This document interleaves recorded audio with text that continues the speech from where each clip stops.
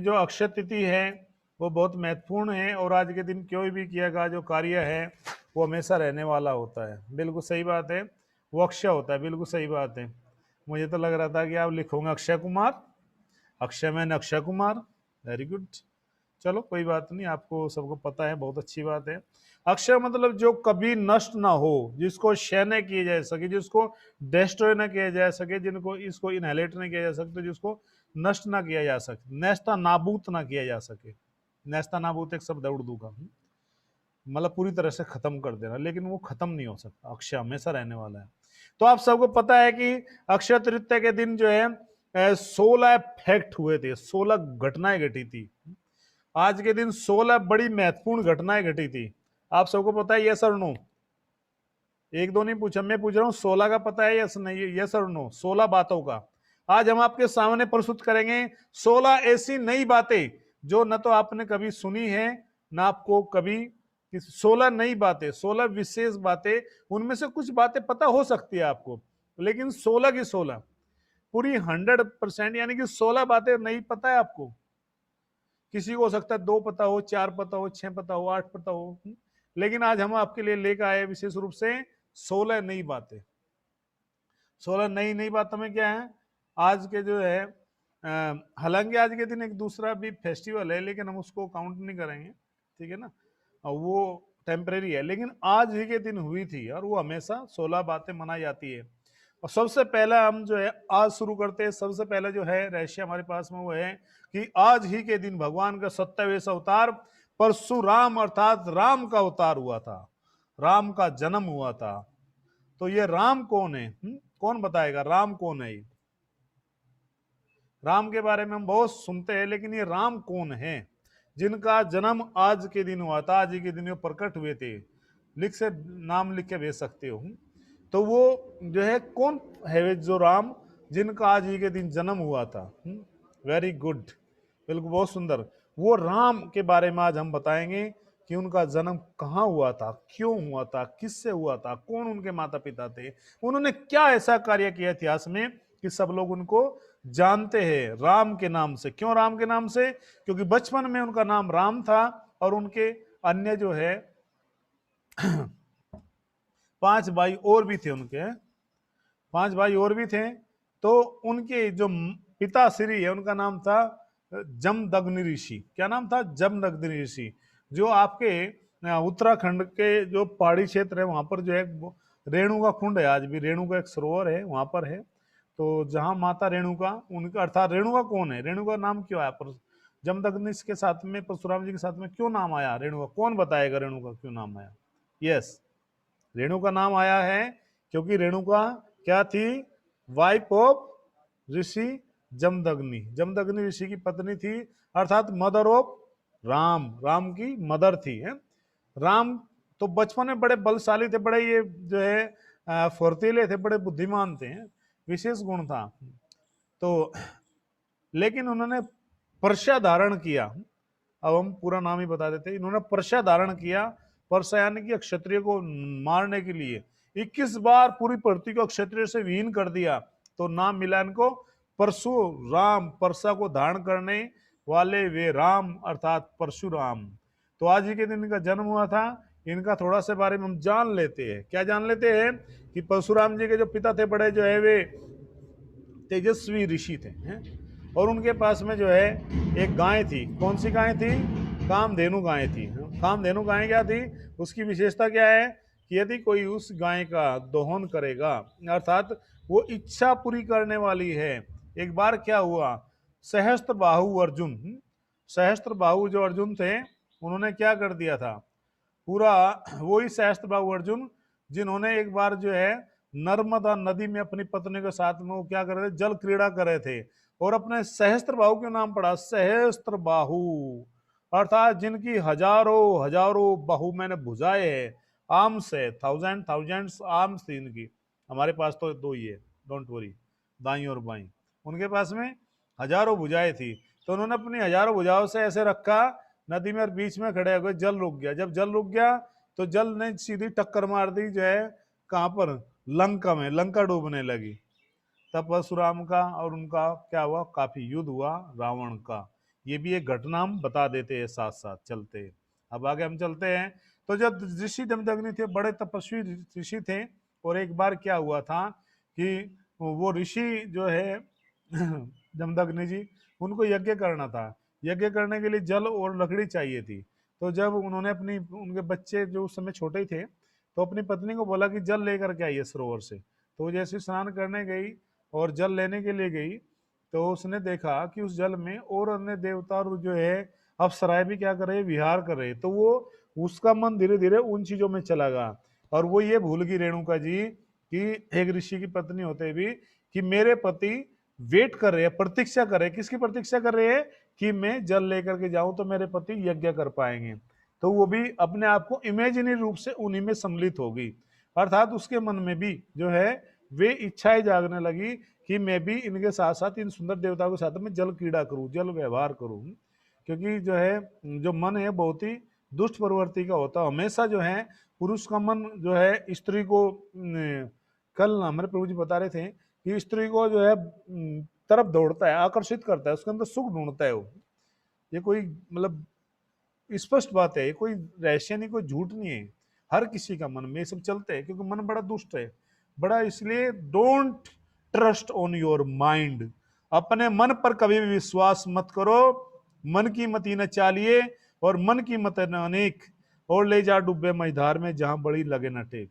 अर्थात इसका सीधा सा अर्थ है हिंदी में, ये देहात में कहावत है, गांव की जो कहावत है बिल्कुल सटीक बैठती है। कैसे? कि मन की मति ना चालिए, मन की मति, मन की राय के अनुसार हमें कभी भी नहीं चलना चाहिए। मन में कुछ भी आता है तो तुरंत अपने सीनियर से हमें पूछना चाहिए, मेरे मन में चल रहा है, मुझे क्या करना चाहिए। तो आपको बताएंगे सही और गलत क्या है। नहीं तो मन आपको, मन की अनुसार चलोगे तो ले जा डूबे मझधार में। नदी के बीच की जो धार होती है उसको मझधार बोलते हैं। बीच की जो धार है बहुत तेज धार होती है, बहती हुई तेज नदी की है। नर्मदा नदी जैसे उसकी जो धारा है, उसमें नर्मदा नदी में ही आदि शंकराचार्य जी के छोटे भाई डूब गए थे। जो बड़े, जब आदि शंकराचार्य, शंकर उनका नाम था बचपन का, कभी दिखाएंगे आपको। तो जब वे गए थे क्या करने के लिए, संन्यास लेने के लिए, छोटा भाई भी साथ साथ चला। और छोटा भाई जब साथ साथ चला, तो जैसे ही वो बेचारे जो है नदी को पार करना चाह रहे थे, लेकिन तभी क्या हुआ कि जो है वो साथ ही साथ जो है उनका भाई जो है वो भी गया और उस तेज धारा में वो डूब गया। लेकिन शंकराचार्य जी ने उस धारा को काट करके, उस चीर करके उस धारा को क्या कर लिया था, उन्होंने पार कर लिया था उस नदी को। और फिर वो आ गए थे कहाँ पर, अपने ऋषि के आश्रम में, अर्थात अपने गुरु के आश्रम में, जिनको उनको गुरु बनाना था जा करके। तो ये बहुत महत्वपूर्ण बात है कि हमें मतलब ये नदी में कितना होता है, तो इस तरह से किसी भी व्यक्ति को जो है डुबा सकती है मन की धाराएं। और क्यों नहीं, क्यों डुबा देती हैं? जहां बड़ी लगे ना टेक, जहां बड़ी लगे ना क्या टेक, कोई नहीं बचा पाएगा आपको। तो इसी तरह से मति के अनुसार हमें मन के नहीं चलना चाहिए, नंबर एक बात। Thank you. तो वो भी जा करके उनमें सम्मिलित हो गई, और उनके पति को जो है क्या हुआ, वेट करना पड़ा, लेट लेट हो गई। जैसे ही वो आई तो उनको याद आया बहुत देर बाद, ओ हो मेरे पति मेरा वेट करे। तो तुरंत जैसे पहुंची तो ऋषि ने अपनी दिव्य दृष्टि देख लिया कि इसका मन शुद्ध नहीं है, इसका मन जो है क्या हो चुका है, काम के द्वारा, लस्ट के द्वारा मन इसका कंटेमिनेटेड हो चुका है, और ये भी किसी पुरुष का संग करने के लिए लायक है, इसलिए ये यज्ञ में नहीं बैठ सकती। तो ऋषि को बड़ा क्रोध आया, और उन्होंने अपने पुत्र से कहा कि ये जो तुम्हारी माँ है इसका सर काट दो।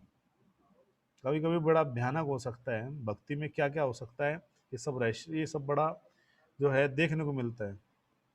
हम थोड़ा बताते हुए चल रहे हैं आपको, नहीं तो मैं फटाफट गिनवा भी सकता हूँ। कुछ भक्तों को ये लगा होगा कि जल्दी क्यों नहीं करे, थोड़ा वेट करो आराम से, क्योंकि ये कथा कल भी होगी। कल एक्चुअली, कल अपने इस्कॉन की अक्षय तृतीया अपने यहाँ कल मनाई जाएगी, तो कल भी हम इसी कथा को आगे बढ़ाएंगे और रहस्य बताएंगे। तो जैसे ही वे कहा कि उनकी गर्दन काट दो अपनी माँ की, तो बेटों ने कहा नहीं पिताश्री, हम कैसे गर्दन काट सकते हैं, जो उन्होंने 5 पुत्र थे, नहीं हम नहीं काट सकते क्योंकि हमारी माँ है। तो उनके पिता ने कहा अच्छा, इनकी गर्दन नहीं काट, बोले नहीं काट सकते। बोले मेरे आगे उल्लंघन, बोले पिताश्री हम नहीं काट सकते, प्लीज क्षमा करो। तो तभी आवाज लगाती, बोलो राम। यस पिताश्री। बोला अपनी माँ की भी गर्दन काट दो और अपने भाइयों की भी गर्दन काट दो। तो परशुराम जी ने उठाया पूर्ण परसा, अपने पांचों भाइयों की भी गर्दन काट दी और अपनी माँ की भी गर्दन काट दी। इतिहास में पहला घटना कि पिता की आज्ञा से माता की भी गर्दन काट दी। क्यों काटी, इसके पीछे रहस्य सुनिए। तो जब उस प्रकार से उनकी गर्दन काटते अपने भाइयों की और अपनी माँ की, तो उनके पिता जमदग्नि जी बड़े प्रसन्न हुए। कहा कि मैं बहुत प्रसन्न हूं तुमसे, राम मैं तुमसे बहुत प्रसन्न हूं।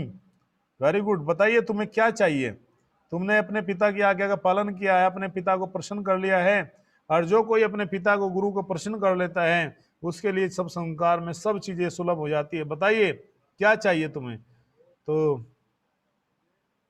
बलराम सॉरी परशुराम जी ने कहा कि नहीं नहीं मुझे तो कुछ नहीं चाहिए, लेकिन मेरे मेरे ऊपर अगर आप मेरे से संतुष्ट हो, मेरे से यदि आप प्रसन्नचित हो, तो बताइए मुझे क्या करना, अर्थात मेरे लिए क्या करना चाहते हो। उनके पिता ने कहा कि जो भी तुम्हारी इच्छा है वो मांग सकते हो। कहा कि पिताश्री अगर आप जो है मेरे से वास्तव में प्रसन्न हो तो मुझे वरदान दो कि मेरे जो ये पांचों भाई है फिर से जीवित हो जाए और मेरी माता फिर से जीवित हो जाए। और सबसे बड़ी बात क्या है, एक और वरदान दो, इनको याद ना रहे, ये याद ना रहे कि आपने के कहने से मैंने इनकी ऐसे गर्दन काटी थी। तो आप प्लीज जो है क्या करो, मुझे ऐसा वरदान दीजिए ताकि मैं ये जीवित हो सके, मेरे पांचों भाई और मेरी मदर ये सब के सब जीवित हो सके, तो मुझे ये वरदान दीजिए। तो उनके पिता श्री जमदग्नि ऋषि ने आशीर्वाद दिया, जाओ मेरा आशीर्वाद है कि ये जो है जीवित हो जाएंगे और इनको याद नहीं रहेगा। तो एक बार जो है उसी उन्हीं ऋषि, उन्हीं के पिताजी के आश्रम में, जमदग्नि ऋषि जी के आश्रम में ही कौन पहुंचे, सहस्त्र बाहु अर्जुन जिनके बारे में हमने बताया इतने बलशाली थे, अपने हजारों सैनिकों के साथ में पहुंचे। और ऋषि ने उनका बड़े प्रेम से बड़े आदर के साथ में सम्मान किया। जब ऋषि के पास में ऐसा कुछ व्यवस्था नहीं थी कि हजारों सैनिकों को भोजन करा सके, 10,000 सैनिक थे और राजा था, कहीं जा रहे थे युद्ध करने, लेकिन ऋषि के आश्रम में चले आए, उनको भूख लगी थी। तो कहा ऋषि ने कहा कि कुछ भोजन की मैं व्यवस्था करता हूँ। पहले थोड़ा जल पानी पिलाया, फिर बोलते भोजन की व्यवस्था करता हूँ। ये सुनकर के वो राजा भी आश्चर्य पड़ गया कि ऐसा कैसे हो सकता है कि इनके पास भोजन कहाँ से आ सकता है, 10,000 हजारों लोगों को भोजन कैसे कराएंगे। कहा घबराइए मत, सब भगवान श्री के आशीर्वाद से हमारी कामधेनु गायें हैं, कामधेनु माता हमारे दर पर अतिथि आए हैं, कृपया सब अतिथियों के लिए भोजन की व्यवस्था कीजिए, सब भोजन उपलब्ध कराइए। इतना सुनते ही कामधेनु जो माता थी है, वो उनके जो है पेट से सब 56 प्रकार के भोजन की थाली आने लगी लाइन में, ऐसे लाइन में।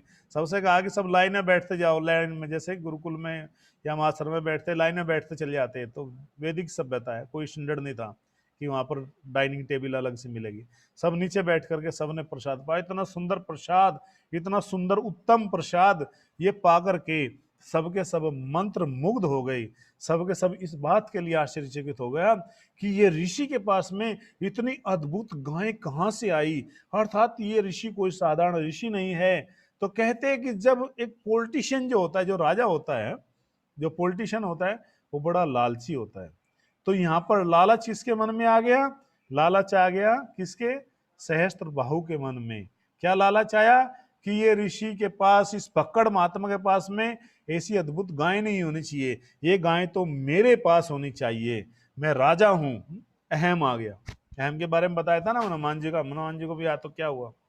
तो यहाँ पर ही अब इस राजा का देख तो कैसे बुरा समय आ गया, अहम आ गया। जब अहम मनुज पर छाता है, उसका काल फिर से लौट लौट करके आता है। जब मनुज मनुष्य के ऊपर अहम चाहता है तो उसका काल फिर से धीरे धीरे वारसी उसको बताता है कि अब तुम्हारा समय पूरा होने वाला है। ऐसे ही फिर काम करने लगता है। तभी क्या हुआ, तभी जो ऋषि के पास जाकर बोलते हैं कि ऋषिवर मैं बहुत प्रसन्न हूं आपके उत्तम भोजन से, बताइए आपकी हम क्या सेवा कर सकते हैं। तो जमदग्नि ऋषि ने कहा कि राजन हमें तो कुछ नहीं चाहिए, हमारी क्या सेवा करेगा, आप भगवान का भजन कीजिए, भगवान का नाम लीजिए, और हम क्या कर सकते हैं, हमें कोई डोनेशन तो चाहिए नहीं, कोई आश्रम बनाना है हमें। कहा कि लेकिन ऋषिवर देखो कैसे कितने चालाक होते राजा, पॉलिटिशियन लोग कैसे होते हैं, अपने काम के लिए कह रहे हैं। कह रहा है कि लेकिन मेरे मन में एक जिज्ञासा है, ये जो भोजन आपने खिलाया ये कैसे तैयार किया आपने? पूछ रहा है, जानबूझ के पूछ रहा है। उन्होंने कहा कि हमारी कामधेनु गौ माता की कृपा है, इनसे हो गया। बोला गौ माता की इतनी अच्छी गौ माता है? बोला हाँ, दिखाइए दिखाइए। अरे वाह, इतना सुंदर गौ माता देख करके राजा दंग रहेगा। जहाँ युद्ध में जाना था कहीं सैनिकों के साथ में, वो भूल गया। अब धीरे धीरे लालच आ गया मन में, पहले अहम आया फिर लालच आया। लालच आया, कहता है कि ऋषिवर जो आपको चाहिए मांग लो, बताइए। जिनके पास सब कुछ है उनसे कह रहा है मांग लो आप। तो ऋषिवर ने कहा कि हमें कुछ नहीं चाहिए भैया। बोला नहीं, तो नहीं चाहिए तो फिर एक गाय हमें दे दीजिए। तो ये सुनकर के ऋषि को बड़ा आश्चर्य हुआ, कैसे हो सकता है, ये गौ माता तो हमारी सबकी सेवा करती है, अतिथियों की सेवा करती है, जो हमारा परम धर्म है, इस आश्रम का हमारा सिद्धांत है कि जो भी आएगा हमारे आश्रम में भूखा नहीं जाएगा। अगर हम इनको गौ माता दे देंगे तो फिर ऐसा कैसे संभव हो सकता है? तो उन्होंने बड़े विनम्रता के साथ में कहा, हे राजन, आप क्षमा कीजिए, आपकी जो मांग है वो ऐसी मांग है कि जिसको हम पूरा नहीं कर सकते, कृपया करके हमें क्षमा कीजिए। राय ने कहा, नहीं, ऐसा नहीं हो सकता, आप मेरी बात को मना नहीं कर सकते, मेरी बातों को झुठला सकते हैं, अगर नहीं दोगे तो मैं जबरदस्ती लेकर जाऊंगा। तो ऋषि ने भी कहा कि आप लेकर नहीं जा सकते हैं, क्योंकि इसी आश्रम में गायें हैं, मेरे जब तक शरीर में प्राण है लेकर के नहीं ले जा सकते। लेकिन उन्होंने, सैनिकों ने ऋषि को पकड़ लिया और गाय को जबरदस्ती ले गए। जब इस प्रकार से जबरदस्ती ले गए तो जो है ये बात जो है, उस समय परशुराम जी कहीं बाहर गए थे। उनको जो है बाद में इस बात का पता लगा कि मेरे पिता का अपमान करके, इस तरह धक्का दे करके उनको जो है जबरदस्ती गाय ले गए। तो परशुराम जी को जब आए तो उनको पता लगा, तो वो गए और गाय को और उनके पूरे सैनिकों को सबको जो है तहस नहस कर करके गाय को छुड़ा करके लेकर के आए। उनके बेटे भी उसमें मारे गए, सहस्त्र बाहु के अर्जुन के भी बेटे मारे गए युद्ध करते परशुराम जी से। तो इस जब गाय भी ले गए, उनके बेटे मर गए, तो सहस्त्र बाहु अर्जुन को बड़ा क्रोध आया। कहा कि एक ब्राह्मण का बालक हमारे बेटों की हत्या करके इस तरह ले जाएगा, इस पूरे आश्रम को आग लगा दो, उस ऋषि की गर्दन काट दो। और उस जमदग्नि ऋषि की क्या कर दी, गर्दन काट दी। जब गर्दन काटी गई जमदग्नि ऋषि की, तो उनकी जो माता थी परशुराम जी की, राम की जो मदर थी, कौन, माता रेणुका जी, तो उन्होंने 3 बार छाती, बोलते हैं मतलब अलग अलग उसमें बताते हैं कि 21 बार या 3 बार, इस तरह से उन्होंने छाती पीट करके बोला, राम राम राम, इस प्रकार से अपने पुत्र को आवाज लगाई। और परशुराम जी ने जब सुनी आवाज, मेरी माँ मुझे पुकार रही है, तुरंत वापसी आए और जाकर के देखा कि गौ माता वहां पर नहीं थी, और जो है उनके पिता को हत्या कर दी गई थी। जब उनकी माता रेणुका ने बताया तो परशुराम जी ने तभी फरसा उठाया, फरसा उठा करके चल दिए, और नाम पड़ा परशुराम। जहां जहां जो भी मिलता गया सबको मूली गाजर के जैसे काटते चले गए। सहस्त्र बाहु अर्जुन को पकड़ा जा करके दरबार में उसकी चुटियां पकड़ी और फरसे से गर्दन कलम कर दी। जो भी सामने आया पूरी पृथ्वी को 21 बार अक्षत्रियों से विहीन किया। बताते 21 बार उनकी माता ने छाती पीटी थी, तो 21 बार पूरी पृथ्वी को अक्षत्र से विहीन कर दिया। बताते जहां पर अक्षत्रिय को किसी को यदि पता लगता था 21 बार, यानी कि एक बार नष्ट किया, फिर दूसरी तीसरी, इस तरह से काउंटिंग में करते चले गए। जब भी पनपते थे अक्षत्रिय फिर नष्ट कर देते।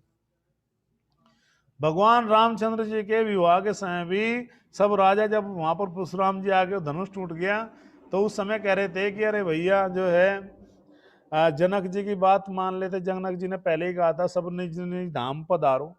सब लोग अब सीता संव्यार हो गया, हो रहा है भैया, रामचंद्र जी ने धनुष तोड़ दिया है, सब लोग अपना अपना जो है लिफाफा ले लो और भाई रसगुल्ले खाते अपने घर को निकल जाओ।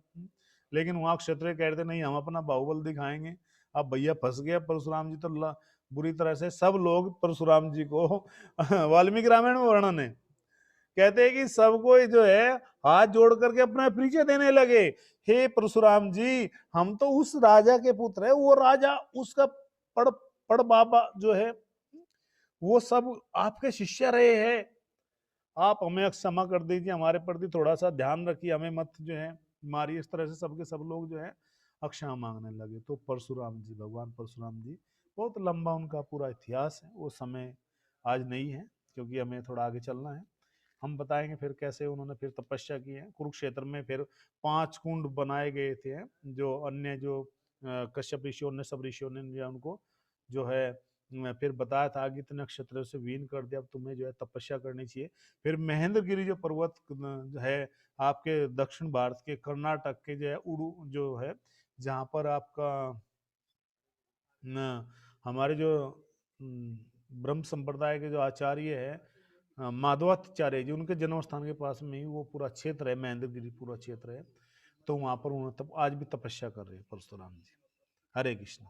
और दूसरा आज के दिन है कि आज के दिन ही, अक्षय तृतीया के दिन ही माता गंगा जी का पृथ्वी पर अवतरण हुआ था। आज ही के दिन पहली धारा इस पृथ्वी के ऊपर गिरी थी, राजा भगीरथी है। और कितना एक लंबा एक इतिहास है, राजा भगीरथ के द्वारा प्रयास किया गया, राजा सगर के द्वारा, उनके 60,000 पुरुषों के पुत्रों के द्वारा जो है प्रयास किया, लेकिन गंगा जी नहीं आई। और फिर बाद में गंगा जी शिव जी की जटा में इस प्रकार से जो है आज ही के दिन प्रकट हुई थी, इस जगत को उद्धार करने के लिए गंगा जी है। जब देखा था कि भाई पूरी पृथ्वी पे जगह गंगा जो है नहीं आ रही है, तपस्या की है भगीरथ ने, अंशुमान ने, इस तरह से ये वंशज परंपरा है इस तरह से। तो सबका जो है ने क्या किया कि मतलब पूरी तरह से जो है गंगा जी का जो है प्राकट्य हुआ इस जगत को उद्धार करने के लिए। वैसे गंगा जी तीनों लोकों में बहती है, जो उच्च लोक है, जो देवताओं के जो लोक हैं, अर्थात सर्वलोक में जो है मंदाकिनी के नाम से जानी जाती है। पृथ्वी पर यही गंगा जी जो है गंगा जी के नाम से, अर्थात आगे बंगाल में जाएंगे, बांग्लादेश में, तो पद्मा के नाम से जानी जाती है। और जो है कहें बंगाल में ही गंगा जी का नाम जहानवी भी है, जहानवी तटे बने हैं। चैतन्य महाप्रभु जहानवी के तट पर, गंगा जी के तट पर अपनी लीलाएं करते थे नवद्वीप में, मायापुर में। तो इन नामों से जानी जाती है जाह्नवी। और जो है निम्न लोक में, निम्न जो लोक है उनमें भोगवती के नाम से जानी जाती है। तीनों लोकों में गंगा जी समान रूप से सब जीवों का उद्धार करती है। और गंगा जी को ये वरदान है, जो भी उनके जल में स्नान करेगा वो सब पापों से तुरंत क्या हो जाएगा, मुक्त हो जाएगा। ये गंगा जी को विशेष वरदान है। लेकिन इसका मतलब नहीं कि गंगा जी गए, हरिद्वार गए, सब पापों से मुक्त हो गए, फिर पाप करने लगे, उसका मतलब नहीं। उसका मतलब है गंगा जी के जल में स्नान करके फिर पाप नहीं करना चाहिए, फिर अपने आप को शुद्ध कर लेना चाहिए, तन से भी और मन से भी। गंगारे परस होइले पाश्चात पावन, और दर्शन पवित्र करे तुम्हारा गुण। कहते वैष्णव महिमा में नरोत्तम दास ठाकुर जी की गंगा जी का स्पर्श करके, गंगा जी के में स्नान करके कोई व्यक्ति अपने आप को के बाद में, स्नान करने बाद अपने आप को पवित्र कर पाता है। लेकिन वैष्णव की ये महिमा है, वैष्णव के गुण है कि उनका दर्शन करते ही कोई भी व्यक्ति पवित्र हो जाता है। और आज ही के दिन जो है तीसरा, और सबसे दो रहस्य हुए, परशुराम जी, गंगा जी का अवतरण, और तीसरा जो रहस्य है वो है क्या है, आज विशेष दिन आज ये है क्योंकि आज ही के दिन, आज ही के दिन बांके बिहारी जी के चरणों के दर्शन होते हैं, चरण दर्शन होते हैं पूरे। जब ब्रज में धूम होती है अक्षय तृतीया के दिन, आज ही के दिन जो है क्या होता है, बांके बिहारी जी के चरण दर्शन किए जाते हैं। अर्थात भक्त लोग उनके चरणों के दर्शन करते हैं। बहुत विशेष दिन होता है, पूरी भीड़ होती है वृंदावन में। लेकिन 2 साल से भगवान के जो है इस तरह से दर्शन तो होते हैं, सब कुछ प्रोग्राम चलता है, कुछ भक्त करते भी हैं, लेकिन इतने लोग नहीं जा पाते कोविड के कारण। तो आज ही के दिन जो है ये भी है कि आज ही के दिन जो है भोलेनाथ जी के जो है, हाँ बिल्कुल सही बात है, पायल भी पहनते हैं, श्रृंगार भी करते हैं, सब कुछ करते हैं, उसमें कुछ नहीं है, तो सब श्रृंगार होते हैं, चंदन भी लगाते हैं भगवान, बिल्कुल। और जो अक्षय कुमार जी है, अक्षय कुमार कौन है, उन्हीं का भी जो है क्या है, आज ही के दिन जन्म हुआ है। अक्षय कुमार आप लोग बताएं कौन है।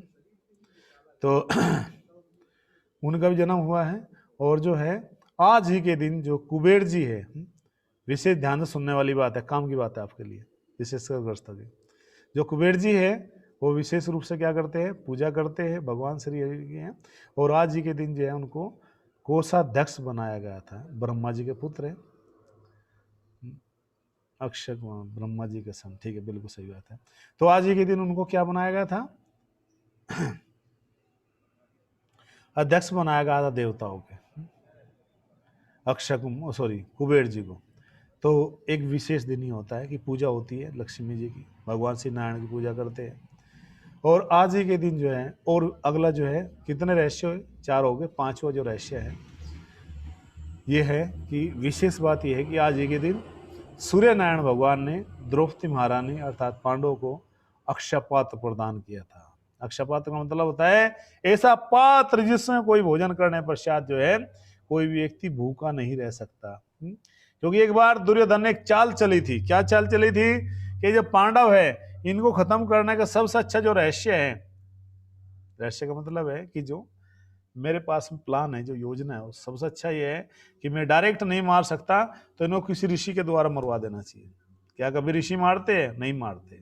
लेकिन एक ऋषि हैं दुर्वासा जी, वे गए थे दुर्योधन के पास में, उनका बड़ा पूरा सम्मान से, पूरा आदर से, अर्थात कह जाते ना बिल्कुल लेट जाना, लेट गया दुर्योधन, इतना उनका सेवा किया और भगत किया है, वे बड़े प्रसन्न है। दुर्वासा जी ऐसे ऋषि है जो बहुत जल्दी प्रसन्न भी हो जाते हैं और बहुत जल्दी रुष्ट भी हो जाते हैं। प्रसन्न हो गए तो वाह वाह कर देंगे, खुशहाल कर देंगे, और दुखी हो गए तो है, नाराज हो गए तो दुख हाल कर देंगे। तो बोला है कि दुर्योधन मैं तुम्हारी सेवा से बहुत प्रसन्न हूँ, बताओ तुम्हें क्या चाहिए। महाराज सब कुछ आपका दिया हुआ है, लेकिन मैं बड़ा ही दुष्ट प्रवृत्ति का व्यक्ति हूँ।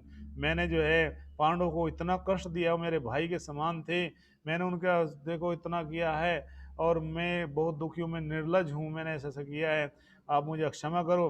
और मेरी छोटी सी विनती आपसे कि आप पांडवों के पास जरूर जाइए दोपहर के समय अपने सब शिष्यों के साथ में, क्योंकि दुर्वासा जी भी कम नहीं थी, वो भी 10,000 शिष्यों के साथ चलते थे, पूरा मंडली बना करके। तो जाइए और उनको भी थोड़ा सेवा का अवसर दीजिए। दुर्वासा ने कहा बिल्कुल जाएंगे। अगले दिन दुर्वासा जी पहुंच गए पांडवों के पास में, और क्योंकि ये था कि विशेषकर जो उसी दिन जब चले तो दुर्योधन ने जो है जानबूझ कर लेट कर दिया, क्योंकि उन दुर्योधन को पता था कि अगर ये जल्दी चले गए तो उनके पास व्यवस्था कर दें अक्षय पात्र है द्रौपदी के पास में। लेकिन साथ साथ ये भी वरदान था सूर्यदेव का द्रौपदी महारानी को कि जो भोजन का जो मैं तुम्हें पात्र दे रहा हूँ, ये जो मैं अक्षय पात्र तुम्हें दे रहा हूँ, इस पात्र में एक विशेष बात है कि इसमें से आप शम प्रसाद ग्रहण करने से पहले कितने भी लोगों को खिला सकते हो। कंडीशन सी है, कंडीशन अप्लाई है, TNC, टर्म्स एंड कंडीशन। लेकिन यदि आपने शम इसको प्रसाद ग्रहण कर लिया, आपने शम प्रसाद पा लिया, तो आप जो है दूसरों को नहीं खिला सकती। अब ये बड़ी जो है एक बड़ी प्रॉब्लम हो गया कि सबके लिए कि भाई क्या किया जाए। जैसे ही देखा दुर्वासा जी आए हैं तो द्रौपदी महारानी जो है थोड़ा उदास हो गई, क्योंकि 5 पांडव भी उस समय नहीं थे, वो भी वनों में लकड़ी लेने के लिए गए थे, अपने जो रोजमर्रा का सामान था जंगलों से चुनने के लिए, कंदमूल फल लकड़ियाँ। तो बड़ी उन्होंने स्वागत किया दुर्वासा जी का, कहा कि आप आइए ऋषि, और हमें जो है बड़ा अच्छा लगा आप आए, और बताइए हम क्या से। उन्होंने कहा कि बेटी मैं बहुत दूर से आया हूँ, अभी मैं हस्तिनापुर गया था, हस्तिनापुर से आया हूँ, और मेरे साथ में मेरे 10,000 शिष्य भी है। आज हमारी योजना है कि हम जो दोपहर का मध्यावकाश का जो लंच है, भोजन है, आपके यहीं पर ही ग्रहण करेंगे। आप जो है फटाफट तैयार कीजिए, तब तक हम पास में ही ये नदी है, यहाँ पर स्नान कर करके आते हैं। और ये सुनते ही द्रौपदी महारानी की तो हालत खराब होगी, क्योंकि तब तक वो भी उस बर्तन में प्रसाद पा चुकी थी, अक्षय पात्र से भोजन ग्रहण कर चुकी थी। तो घबराने लगी, अब जब क्या होगा, क्या सेवा की जाए, मैं तो बड़ा धर्म संकट फंस गई। इतना ही करते ही थोड़ी देर समय बाद दुर्वासा जी उधर गए, पांडव जी इधर से आ गए, सब 5 पांडव। कहा कि द्रौपदी क्या हुआ, क्या समस्या हुई? बोलो समस्या बहुत बड़ी है, दुर्वासा जी आए 10,000 शिष्य के साथ में दोपहर का भोजन खाएंगे। ये सुनकर के सब पांडव अपना सब पकड़ के बैठ गए, अब क्या होगा।